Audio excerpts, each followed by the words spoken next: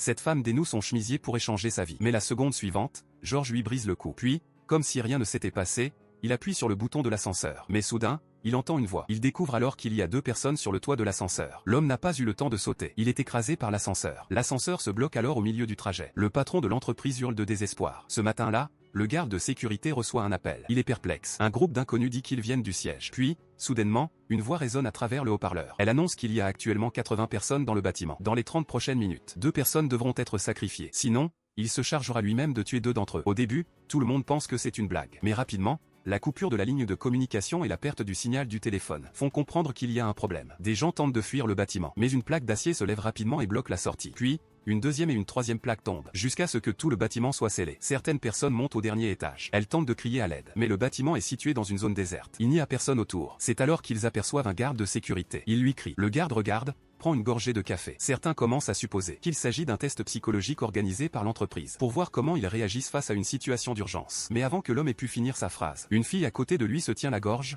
souffrant. Au même moment, dans le hall du premier étage, la même chose se produit. Tout le monde pense qu'il s'agit d'une menace terroriste. Ils se précipitent dans toutes les directions. Après la mort de 4 personnes, l'explosion cesse.